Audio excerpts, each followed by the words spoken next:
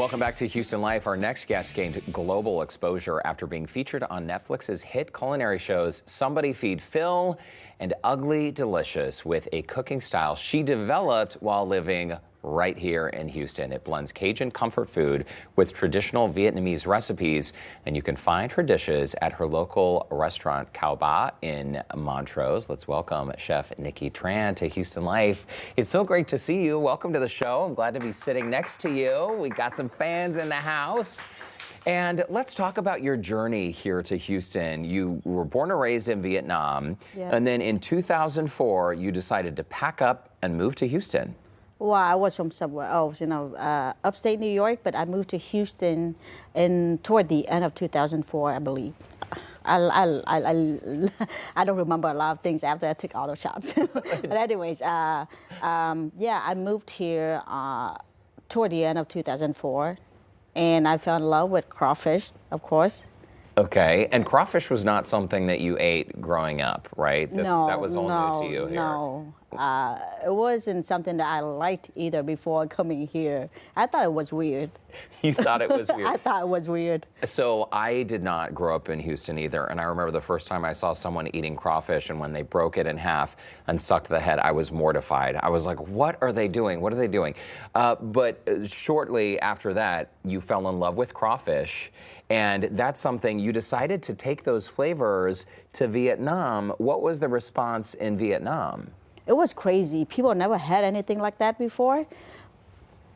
And I decided to cook with local ingredients, with all the seafood, the fresh seafood in Vietnam. In Vietnam, they had more than 2,000 kilometers in coastal line, so a lot of fresh seafood, and I thought I would do something different. So I used the crawfish seasoning to cook, and people just loved it. So people did love it then, right away. And this is something we're seeing on the screen right now, some shots of you in the kitchen. So Viejun, some people might also know it as like Vietnamese Cajun fusion, but this is a term you coined.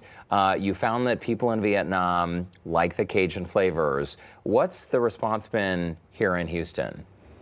The response here is awesome too, and I think that Vietnamese people here in Houston has been doing a great job. Not just me, Vietnamese restaurants in Houston have been doing a great job with combining Cajun seasoning with Vietnamese ingredients, and just make it like they make people from outside of Texas and Louisiana know about Cajun.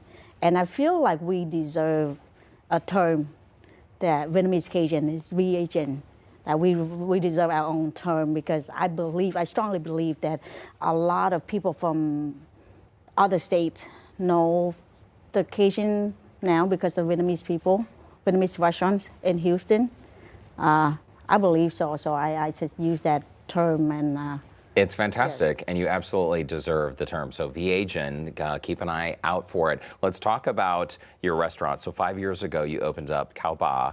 Yes. What has that response been like? Because I know that in an industry that historically has been dominated by males, it's not like this came easily to you. You had to work very hard. It took me very, very hard. Yes, extremely hard. I'm working close to 16, 18 hours a day. Wow. Always in the kitchen, outside the kitchen,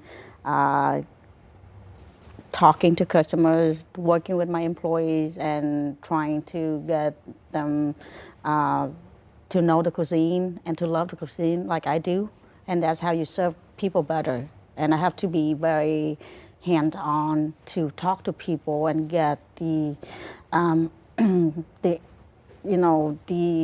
get their feedback. The feedback, yes. Yeah. The feedback. And what's incredible is I think a lot of people romanticize the restaurant business. They think, oh, I would love to own a restaurant, open a restaurant, and you're laughing because you know how much work it takes to run a restaurant. And even though you have for years been running on very little sleep, I know you split your time between Vietnam and Houston, you've gotten the attention of some big players. How did Netflix find you, and how did your appearances happen? Because you really have been all over the place, including we just saw a photo of you with Phil Rosenthal who happens to be a fan. Yes, he came here for promoting his book, and he stopped by the restaurant. When I started doing Cajun seafood in Vietnam, that was because I didn't want to cook something that the Vietnamese people would be excellent at, which was Vietnamese food. So I thought, well, I'll do something different so they can say that it's good or bad because they've never had it before. But then the response was awesome. Everyone loved it, and I was actually the talk of the town back then. And that was before Facebook and everything else, started to get really, really big. But and then someone called me from Phil. Someone called me, and I said, yes, of course, I'd love to. And you said, sign me up, and that was just the beginning. So other Netflix culinary shows, David Chang's Ugly Delicious, Street Food Asia. Were you expecting people to travel from all over the world to experience your food? This dish we're seeing, I mean, this is beautiful. And people really came from all ends of the earth. To be honest with you, at that time I was working so much, I didn't even know what Netflix was. I had no time. I didn't. You were watch too busy Netflix. In the kitchen. I only had Netflix recently when I was, stuck in Vietnam with the pandemic, and I didn't do anything. That's when I started watching Netflix. But before that, I was in the kitchen all the time. So, and then after the show, people from all over the world, I'm talking about all over the world, and they came to me and they said that, Chef Nikki, I decided to buy the ticket to go see you. And I'm like, what? Just to go see me, to come here to see me? They said, yes, of course. And I really didn't expect that. That's a huge compliment. Not only are they coming to buy your food, they're buying a plane ticket to come and experience your restaurant. Yes. And by the way, Nikki was stuck in Vietnam. What was supposed to be a quick trip during COVID turned into you being stuck with your staff, essentially barricaded and barbed wired in with people with machine guns, essentially preventing you from getting out. So that was the time you caught up on Netflix, huh? Yes. I wouldn't say the machine gun like preventing people, but there was a lot of, military people just trying to, toward the end, it was really, really bad. So. It must have been. Yeah, it must have been. I mean, that's another chapter in one of your books, right? The time when you couldn't leave home. Well, listen, I think it's phenomenal what you're doing. And after the break, you're going to take us in the kitchen. And what are we going to be making? We're going to make mango scallop with Cajun seasoning. So I'm gonna combine all the things that I love, which is like tropical fruit, mango, scallops, seafood, Cajun seasoning, some nước mắm fish sauce, and some honey locally sourced from Texas. My mouth is already watering. We're gonna be back with Chef Nikki Tran when Houston Life returns right after this. Don't go away.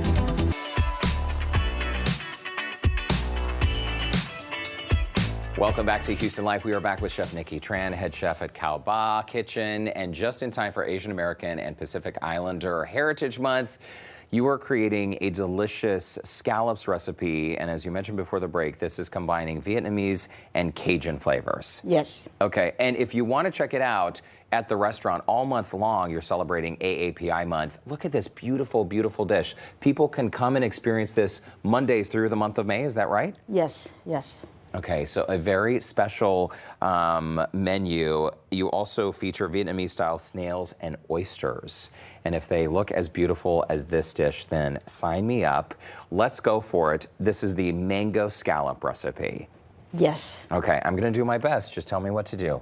Okay, could you help me slicing some mango? Okay. Yes. No problem. I peeled for you already. Oh, thank you. Okay, and how small do you want these? Really Wait, thin. really? Yes. Okay. Wait, is there a pit in this? Of course, it's mango. It's like the other way, like here. Like this way?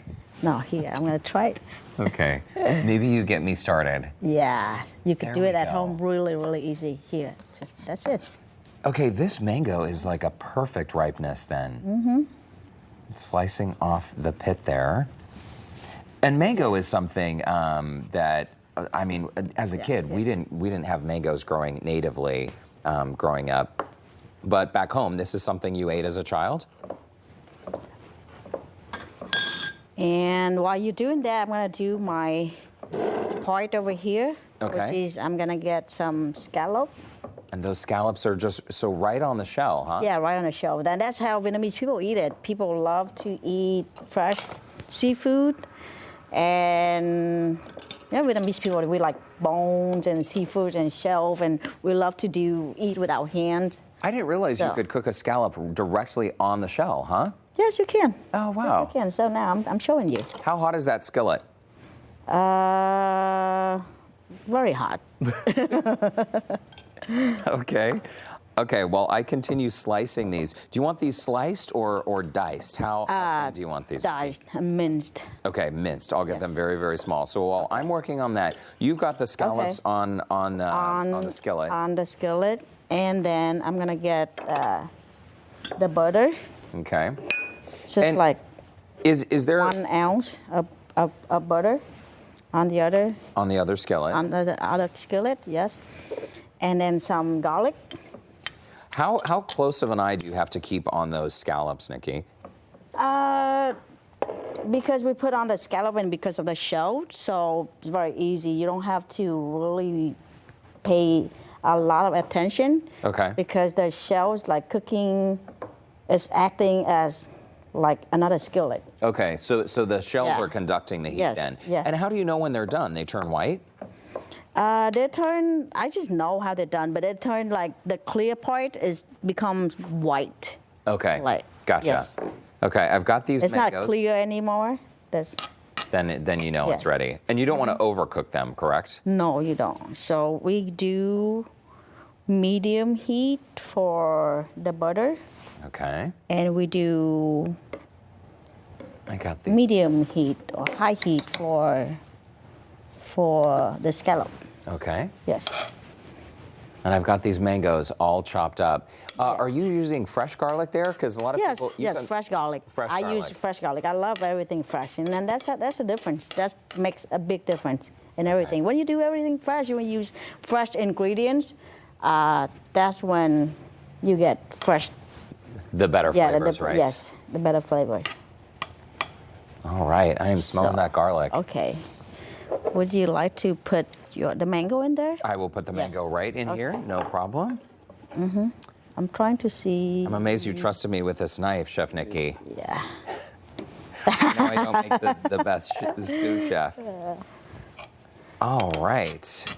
You can come practice at my restaurant. Oh, yeah?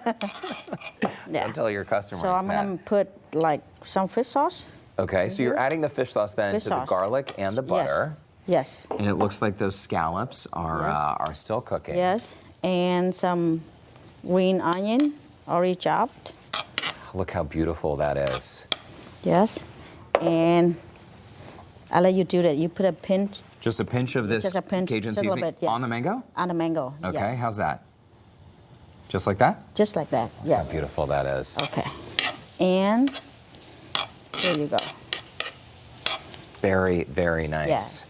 You Okay, can- while those scallops are still cooking, Chef Nikki, what do you say we take a quick commercial break and then we can see the finished product on the back end of that commercial? Sure, How about sure. that? Okay, don't go away because we will be back in the kitchen with Chef Nikki Tran after the break, and that full mango scallop recipe is available on our website. Only on Mondays during the month of May you can find this special menu in honor of AAPI, and you can check our website, HoustonLife.tv. In the